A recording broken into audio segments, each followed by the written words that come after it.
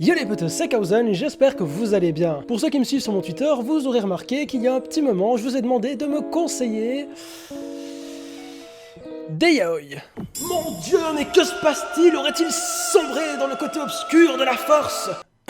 Pour ceux qui ne savent pas, dans le monde du manga et de la japanimation en général, on retrouve un genre bien particulier nommé le yaoi. Celui-ci propose au lecteur des protagonistes ayant une relation entre mecs. C'est d'ailleurs sur cette relation que sera focus l'histoire, contrairement au shonenai, dont un exemple des plus connus est Yuri on Ice, qui montre pas mal de sous-entendus mais qui n'a rien d'explicite et dont la relation ne constitue pas l'objet principal de l'histoire. A noter qu'il existe la même chose avec des relations entre filles, ce genre est nommé le yuri. Je ne vous l'ai peut-être jamais dit, mais au-delà de Yuri on Ice, qui est un shonenai que j'ai vu il y a très longtemps, j'ai vécu ma première expérience yaoi il y a de cela plus ou moins un an, avec un animé tout simplement génialissime. Mais avant de vous en parler, j'aimerais revenir rapidement sur ce que vous m'avez conseillé, car j'ai décidé de check un petit peu ce qu'il y avait avant de parler de yaoi sur cette chaîne, histoire d'avoir un minimum, et je dis bien un minimum de connaissances là-dedans. J'ai donc sous vos conseils commencé Junjo Romantica et Sekaiichi Hatsukoi, que j'ai rapidement arrêté. Les personnages, l'intrigue, entre gros guillemets, les chara-design, le style graphique, j'étais en mode...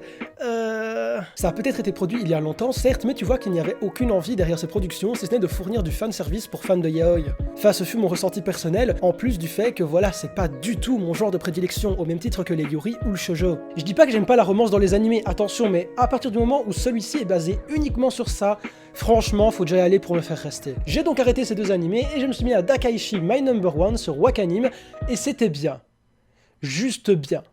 Pas grandiose. Mais j'ai tout de même été jusqu'au bout, et à certains moments j'étais vraiment pris dans l'animé, donc objectif atteint. Idem pour Love Stage, j'ai trouvé ça correct, je suis allé jusqu'au bout, certes parce que je l'ai regardé avec quelqu'un, mais honnêtement, ça passait. On voit que malgré le fait que ce soit un yaoi, il y a de l'ambition de faire un bon animé, ou du moins une production tout à fait correcte.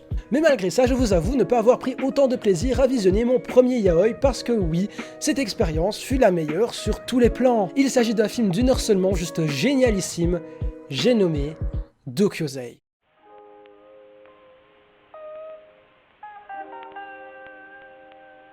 Adaptation animée du manga de Nakamura Asumiko par le studio A1 Pictures que vous connaissez pour un tas de productions qui n'ont strictement rien à voir, ce film d'une heure nous propose un postulat de base assez simple. On va suivre Kusakabe, un guitariste branché qui joue dans un groupe de musique, et Sajo, un étudiant assez réservé ayant des notes au top du top. Étant dans la même classe, un jour, Kusakabe, lors d'une répétition pour la chorale qui devra passer durant le festival de l'école, va remarquer que Sajo ne chante pas, et par la suite remarquera ses lacunes et va décider de l'aider à progresser dans le chant. Ils vont donc se voir tous les jours après les cours, et c'est à partir de là qu'on va suivre leur évolution dans leur relation. Et c'est parti pour une heure de pur plaisir. Pourquoi est-ce que j'aime bien cet animé? Je vais vous le dire tout de suite. La façon dont interagissent les personnages, leur façon d'être est particulièrement réaliste. Ils n'ont rien d'extravagant comme j'ai pu le voir dans d'autres œuvres du genre. Tous les deux sont des personnes vraiment très calmes et gentilles. Ils n'agissent jamais, je trouve, de façon exagérée. Leur personnalité, le naturel avec lequel ils communiquent, les rend véritablement mignons, si on peut dire ça. Ça nous donne vraiment envie de les suivre et de nous attacher à eux. Contrairement aux autres animés du même genre que j'ai pu voir, où j'attendais justement qu'il se passe quelque chose, souvent en réalité négatif pour pimenter un petit peu l'intrigue et que mon ennui s'estompe, ici on a juste envie que tout aille pour le mieux dans le meilleur des mondes, afin de ne pas bouleverser leur relation et déchirer cette atmosphère paisible qui s'est installée.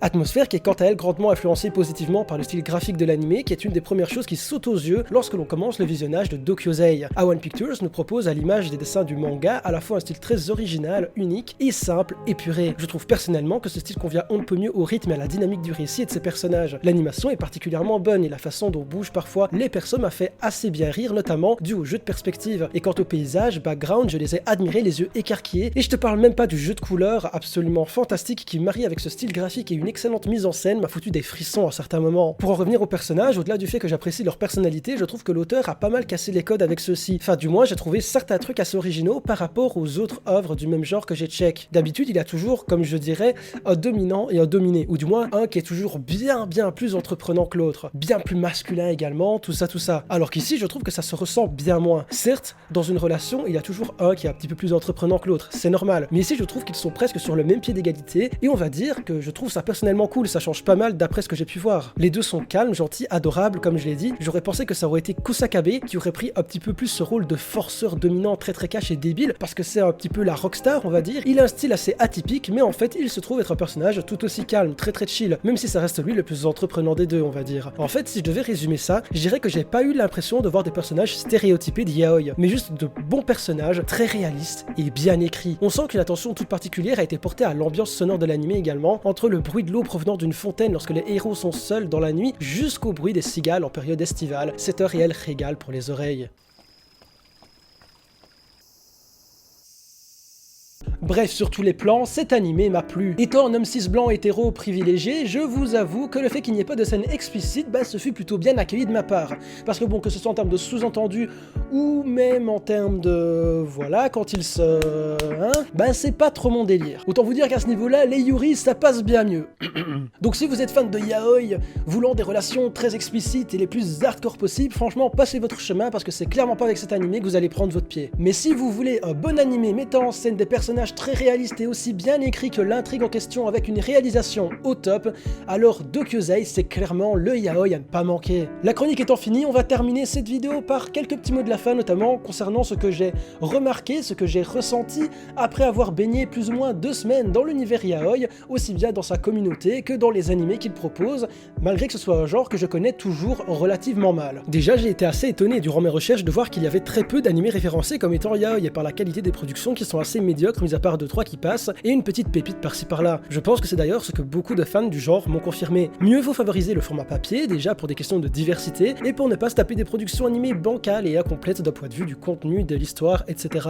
On pourrait se poser la question du pourquoi est-ce qu'il n'y a pas de réelle volonté d'investir aussi bien du talent que du temps et de l'argent sur des productions de ce genre, et à ça je vous répondrai, la fanbase. Elle est pas si énorme que ça, et je pense très sincèrement que malgré qu'elle se fasse clairement entendre, elle ne constitue qu'une partie très restreinte de la communauté fan d'animé globale, d'autant plus qu'on parle clairement d'un genre qui ne sera jamais apprécié par une énorme partie de la communauté. On va pas se cacher, tu prends un gars random qui te dit qu'il n'aime pas les slice of life, tu lui en montres quand même 2-3 excellents du genre, il y a de fortes chances pour qu'il puisse éventuellement retourner sa veste. En revanche, tu prends un gars qui te dit qu'il n'aime pas les yaoi, tu le mets devant 2-3 animés du genre, même après ça, il y a de fortes chances pour qu'il soit dégoûté, voire même qu'il n'apprécie toujours pas le genre. Je pense que vous avez un petit peu saisi ce que je voulais dire, et c'est d'autant plus compréhensible que même dans les animés que j'ai vus et que j'ai appréciés, concrètement en termes de scénario, de développement des personnages, d'intérêt pour l'intrigue, etc., ça vole quand même pas très haut. Bref, faut voir la réalité en face, surtout d'un point de vue animé, c'est pas très ouf. Ensuite, c'est difficile de faire la part des choses entre yaoi et shonenai, personne n'a visiblement de définition exacte, mais comme j'ai dit au début de la vidéo, selon ce que vous m'avez dit, c'est quand Love se focus sur la relation plus que sur ce qui l'entoure. D'autres m'ont dit que c'était quand il y a des scènes très explicites, même si certains vont probablement me dire dans les coms que du coup Dokyosei c'est un shonenai et pas yaoi, sachez que je m'en bats littéralement les steaks. Voilà. Si au sein même de votre communauté vous n'arrivez pas à avoir de définition exacte, à ce moment-là,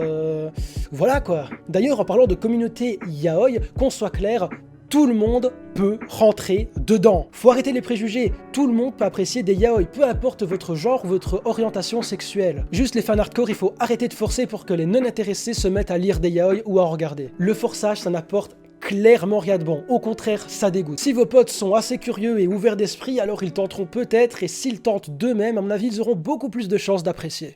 Et voilà, c'est la fin de cette vidéo, j'espère que vous l'avez apprécié, j'ai dit tout ce que j'avais à dire. Si c'est le cas en tout cas, n'hésitez pas à mettre le petit like, pouce bleu, commentaire, tout ce que tu veux, voilà, tu connais la routine. Sur ce, moi je vous souhaite une bonne journée, une bonne soirée, à la prochaine.